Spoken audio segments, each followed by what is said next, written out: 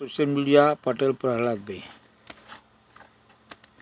इस बुलेटिन में बात होगी इंडिया के आगे चुनाव आयोग की हार की, राहुल गांधी के खिलाफ बीजेपी की साजिश की। जानेंगे उपराष्ट्रपति चुनाव जीतकर भी कैसे हार गई बीजेपी, ट्रंप के यू टर्न पर पीएम के बयान से कैसे घिरे मोदी सरकार। देखेंगे सुप्रीम कोर्ट ने क्यों याद दिलाया भारत का संविधान, और बुलेटिन के आखिर में देखेंगे जाने माने कार्टूनिस्ट इरफान की किस खबर पर पड़ी तिरछी नजर। लेकिन दिन भर की तमाम बड़ी खबरों से पहले एक नजर आज की सुर्खियों पर। कांग्रेस सांसद अभिषेक मनु सिंघवी ने एसआईआर पर उठाए सवाल। बिहार में 65 लाख नाम वोटर लिस्ट से हटाए गए, चुनाव आयोग ने अब तक नहीं बताया इसका कारण। पश्चिम बंगाल में चुनाव से पहले उठा भाषा और क्षेत्रीय अस्मिता का मुद्दा। राज्य की सीएम ममता बनर्जी ने कहा कि बंगाल को बंगाली ही चलाएगा, दिल्ली के लोग रहें दूर। 13 सितंबर को पीएम के दौरे से पहले मणिपुर में बवाल। मणिपुर में यूनाइटेड नगा काउंसिल ने 2 नेशनल हाईवेज को किया ब्लॉक, केंद्र से की भारत म्यांमार बॉर्डर पर फेंसिंग रोकने की मांग। Are you ready to sell your house? Share बाजार में तेजी, 323 अंकों की बढ़त के साथ 81,425 पर बंद हुआ सेंसेक्स, तो 104 अंकों की बढ़त के साथ 24,973 पर बंद हुआ निफ्टी। वोट चोरी अभियान का असर दिखाई देने लगा है, चुनाव आयोग अब दबाव में दिख रहा है। सुप्रीम कोर्ट में भी विपक्ष की ही जीत हुई है और अब कोर्ट के आदेश के बाद चुनाव आयोग को इंडिया गठबंधन की बड़ी मांग के सामने घुटने टेकने पड़े। तो क्या है चुनाव आयोग का वो आदेश जिसे माना जा रहा है विपक्ष की बड़ी जीत, देखिए ये रिपोर्ट। सुप्रीम कोर्ट के निर्देश को मानने से इनकार कर रहा चुनाव आयोग आखिरकार झुक गया है। आधार को गैर जरूरी बताने वाले चुनाव आयोग को अब एसआईआर की प्रक्रिया में आधार को शामिल करना पड़ा है।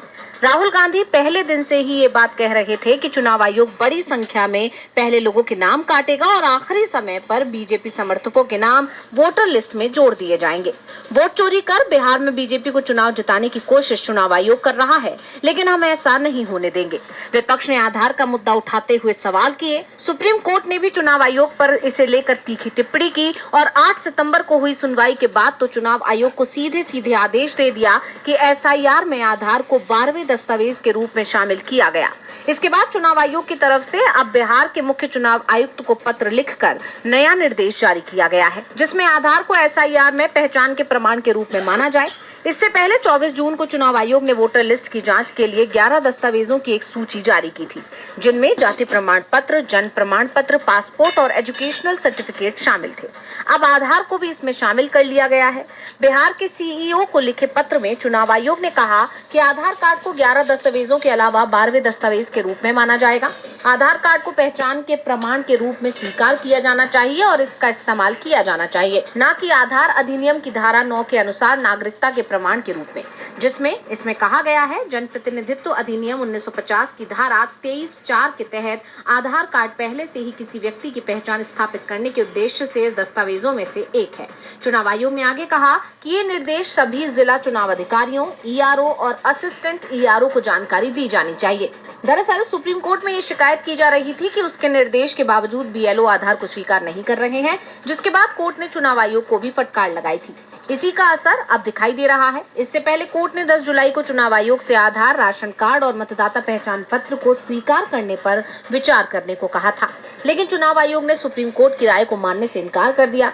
इसके बाद 28 जुलाई में हुई सुनवाई के दौरान कोर्ट ने चुनाव आयोग से कहा कि एसआईआर में आधार कार्ड को भी शामिल करें, लेकिन चुनाव आयोग ने सुप्रीम कोर्ट की बात फिर नहीं मानी। 14 अगस्त को हुई सुनवाई में सुप्रीम कोर्ट ने आधार को शामिल करने के निर्देश दिए, लेकिन कोर्ट का आदेश लगातार नजरअंदाज करने वाले चुनाव आयोग पर जब कोर्ट सख्त हुआ तो अब आयोग लाइन पर आ गया है। आधार कार्ड को अब एसआईआर की प्रक्रिया में शामिल कर लिया गया है। ये विपक्ष की बड़ी जीत मानी जा रही है, खास तौर पर राहुल गांधी की जो वोट चोरी रोकने के लिए पूरे देश में अभियान चला रहे हैं, जिससे बीजेपी घबराई हुई है। राहुल रायबरेली पहुंचे थे और बीजेपी की तरफ से राहुल गांधी को रोकने की एक बार फिर कोशिश हुई, लेकिन ये कोशिश भी बीजेपी पर ही भारी पड़ गई। तो क्या है पूरा मामला, देखिए रिपोर्ट। राहुल गांधी से बीजेपी का खौफ अब साफ साफ दिखाई दे रहा है। योगी के मंत्रियों को सड़क पर उतरकर राहुल को रोकने की कोशिश करनी पड़ रही है। पीएम को गाली देने के मामले को लेकर योगी सरकार के मंत्री दिनेश प्रताप सिंह अपने समर्थकों के साथ राहुल गांधी का रास्ता रोकने के लिए सामने आ गए।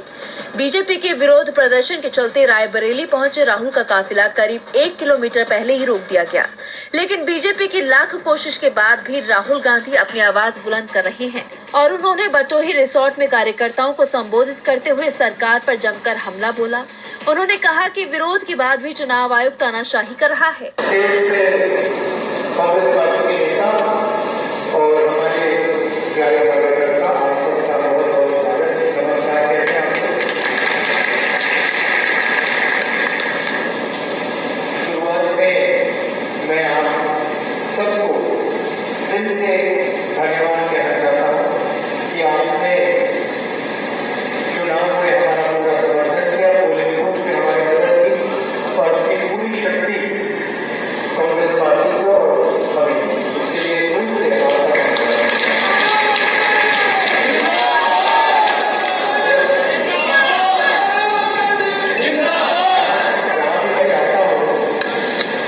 कांग्रेस के कार्यकर्ताओं से जब मिलता हूँ तो मैं उनसे कहता हूँ कि आप हमारे और आपसे कहना चाहता हूँ कि आप कभी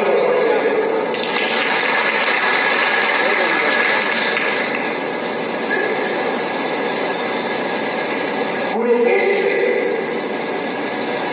एक नई सच्चाई बाहर आई। पहले लोग चुनाव के बारे में कहते थे कि कुछ ना कुछ दाल में काला है, मगर सबूत में कोई ईवीएम करना था, कोई वोटर लिस्ट की बात करते थे, मगर आपने सबूत में महाराष्ट्र में और हरियाणा में लोकसभा के बाद जो चुनाव हुए, विधानसभा के चुनाव हुए, उनमें हमें ब्लैक एंड व्हाइट सबूत मिले। महाराष्ट्र में लोकसभा में हमारी पार्टी जीती, हमारा गठबंधन जीता है। 4 महीने बाद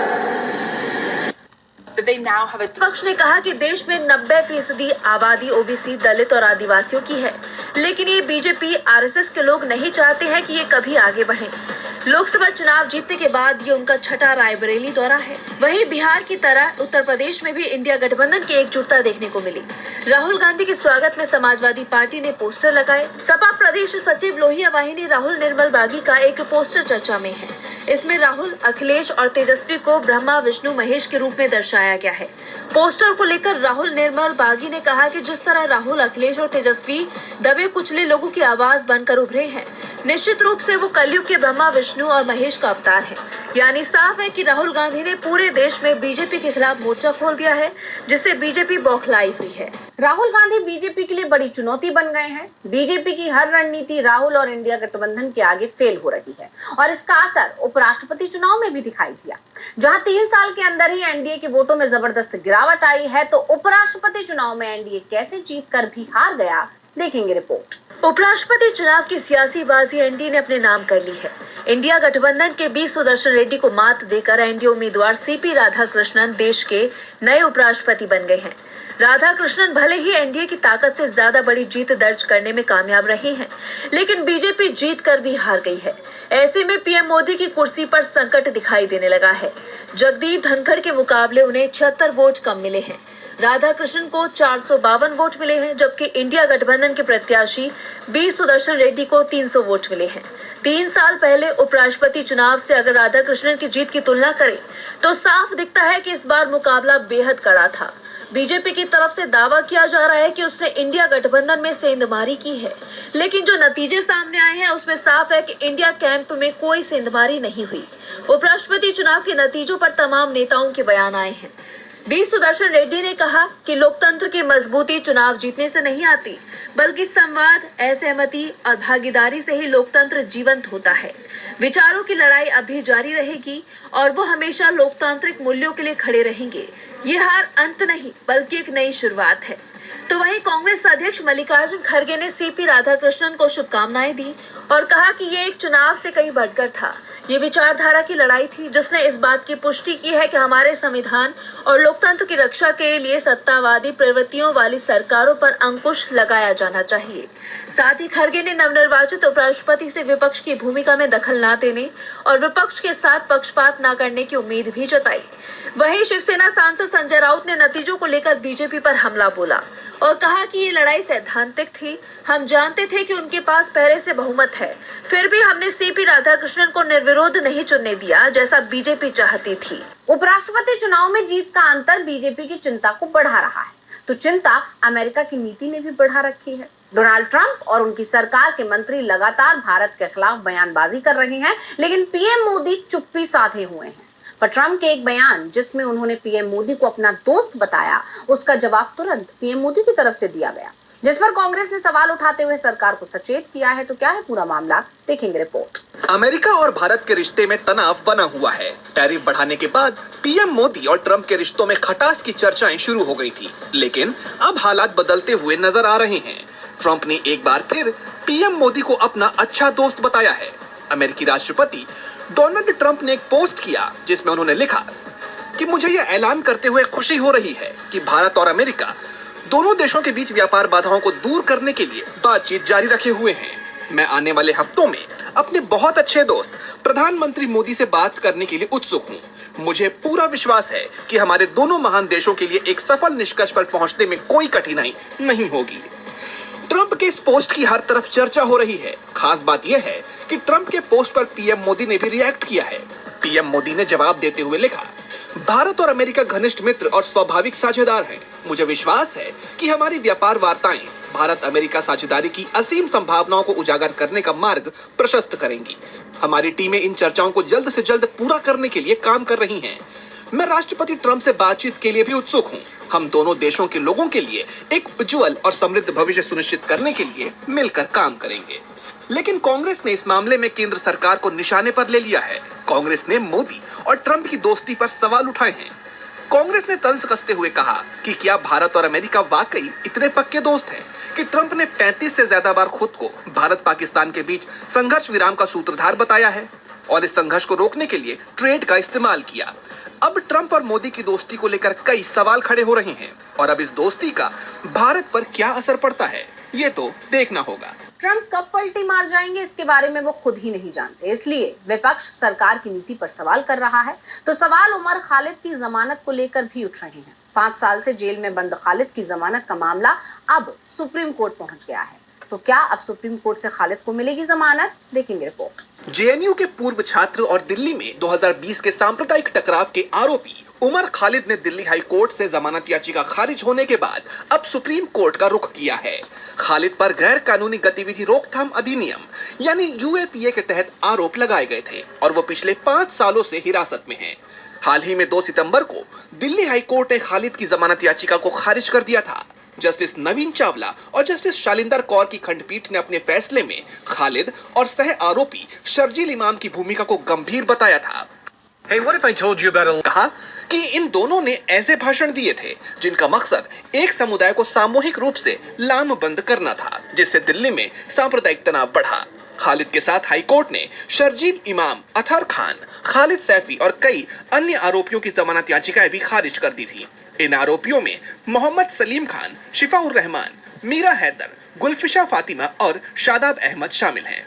इनमें से शर्जील इमाम और गुलफिशा फातिमा पहले ही सुप्रीम कोर्ट में अपनी जमानत के लिए याचिका दायर कर चुके हैं और अब शर्जील इमाम ने भी सुप्रीम कोर्ट का रुख किया है। इन सब के बीच अब सभी की निगाहें सुप्रीम कोर्ट पर टिकी हैं कि वो इस मामले पर क्या फैसला लेता है। उमर खालिद की जमानत पर सुप्रीम कोर्ट कब सुनवाई करेगा और कब तक फैसला आएगा, इस पर सभी की नजरें हैं। तो नजरें राष्ट्रपति के रेफरेंस पर सुप्रीम कोर्ट में चल रही सुनवाई पर भी टिकी हुई हैं। सुप्रीम कोर्ट में सीजेआई बीआर गवई की अध्यक्षता वाली 5 जजों की संवैधानिक पीठ इस मामले की सुनवाई कर रही है और सुनवाई के दौरान सीजेआई ने देश के संविधान का मुद्दा उठा दिया। तो क्या कहा सीजेआई ने, देखिए रिपोर्ट। सुप्रीम कोर्ट में प्रेसिडेंशियल रेफरेंस पर सुनवाई जारी है और इसी सिलसिले में 10 सितंबर को भी सुनवाई हुई।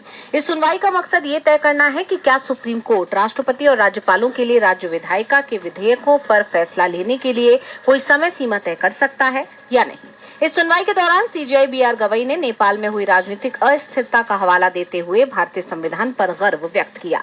उन्होंने कहा कि हमें अपने संविधान पर गर्व है। हमारे पड़ोसी देशों में क्या हाल है, नेपाल में भी हमने देखा। न्यायमूर्ति विक्रमनाथ ने भी बांग्लादेश का उदाहरण देते हुए सीजेआई की इस बात का समर्थन किया।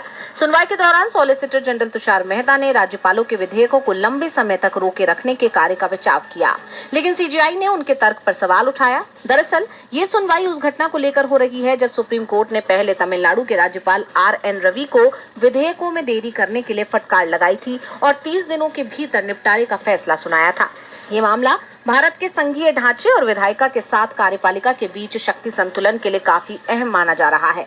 लगातार हो रही सुनवाई के दौरान सबकी निगाहें सुप्रीम कोर्ट के अंतिम फैसले पर टिकी हुई हैं, क्योंकि इसका असर भविष्य में राज्यपालों और राष्ट्रपतियों की संवैधानिक भूमिका पर पड़ सकता है। सीजेआई ने नेपाल में चल रहे प्रदर्शन को लेकर टिप्पणी करते हुए देश के संविधान की ताकत बताई।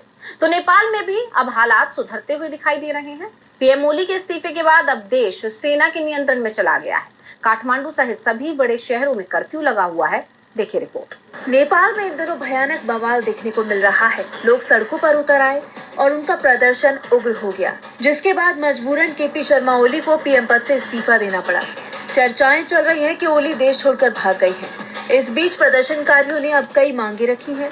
इनमें शासन में व्यापक सुधार और पिछले 3 दशकों में राजनेताओं की लूटी गई संपत्तियों की जांच की मांग शामिल है। आंदोलनकारियों ने ऐलान किया है कि विरोध प्रदर्शनों के दौरान जान गंवाने वाले सभी लोगों को शहीद का दर्जा दिया जाएगा। साथ ही देश के संविधान में संशोधन या इसे नए तरीके से लिखा जाना भी मांग में शामिल है। बीते दिन प्रदर्शनकारियों ने संसद, राष्ट्रपति और प्रधानमंत्री आवास के साथ सुप्रीम कोर्ट में भी आगजनी की, जिसके बाद हालात संभालने के लिए Nepal army chief general Ashok Raj खुद मैदान में उतर आए। उन्होंने आंदोलनकारियों को सेना मुख्यालय बुलाकर बातचीत की और उनकी मांगों को सुना। इसके साथ ही उन्होंने राष्ट्र को संबोधित करते हुए जनता से शांति का आह्वान किया। अब काठमांडू एयरपोर्ट और सरकार के मुख्य सचिवालय, सिंह दरबार जैसे अहम ठिकानों पर सेना का नियंत्रण है। देश की सीमाएं पूरी तरह से बंद कर दी गई है। जरूरी सेवा से जुड़ी गाड़ियों को ही छूट दी गई है। सेना ने चेतावनी दी है कि प्रदर्शन, तोड़फोड़, लूट, आगजनी या किसी भी व्यक्ति और संपत्ति पर हमला अब दंडनीय अपराध माना जाएगा और इसमें शामिल लोगों के खिलाफ सख्त कार्रवाई की जाएगी। साथ ही सेना ने नागरिकों और मीडिया से अपील की है कि वो सिर्फ आधिकारिक जानकारी पर भरोसा करें और किसी भी तरह की अफवाहों पर ध्यान न दें। इस बीच नेपाल में अंतरिम सरकार के गठन को लेकर भी चर्चाएं शुरू हो गई हैं। सवाल ये उठ रहे हैं कि क्या सेना ही देश चलाएगी, क्योंकि नेपाल में बांग्लादेश की तरह अंतरिम सरकार के गठन की प्रक्रिया शुरू नहीं की गई है। इस समय तो सेना ने देश का कंट्रोल अपने हाथ में ले लिया है। हालांकि देश के जो हालात हैं वो तुरंत संभलते नहीं दिखाई दे रहे। और बुलेटिन के आखिर में देखेंगे जाने माने कार्टूनिस्ट इरफान की किस खबर पर पड़ी तिरछी नजर।